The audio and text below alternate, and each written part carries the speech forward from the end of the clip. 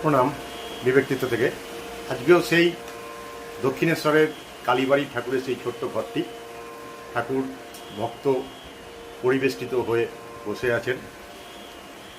ঠাকুর বলছেন, বিষয় বুদ্ধি ত্যাগ না করলে তাকে পাওয়া যায় না। বিষয় বুদ্ধি থাকলে কপটতা বাড়ে। বিষয় কোনটা?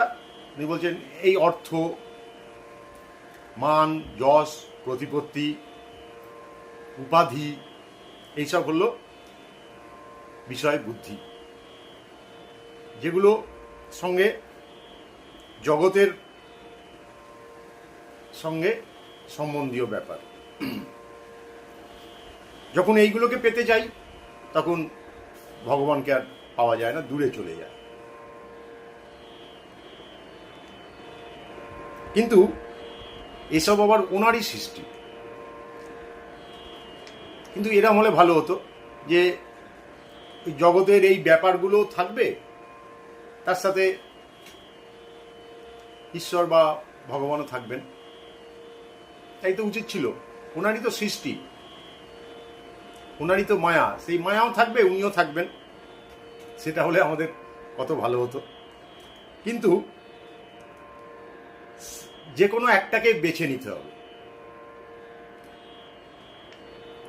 বাচ্চাদের যেমন যখন মুখে ভাত হয় বা নামকরণ হয় কোনো একটা সময়, সবাইদেরই আমাদের হিন্দু ঘরে এটা প্রচলন আছে, তখন সব থালায় করে টাকা, পেন, নানা রকম জিনিস সব আর কি সাজিয়ে দেয়া হয়।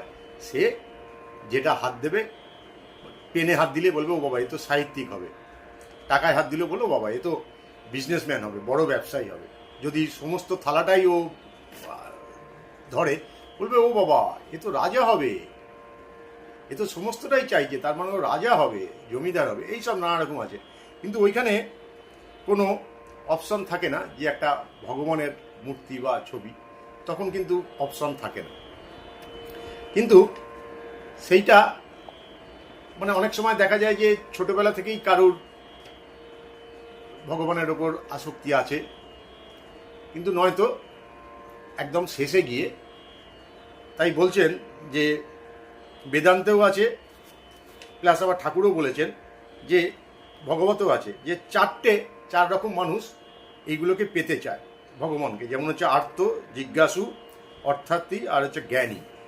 এই জ্ঞানীরাই মোস্ট প্রবাবলি শেষ পর্যন্ত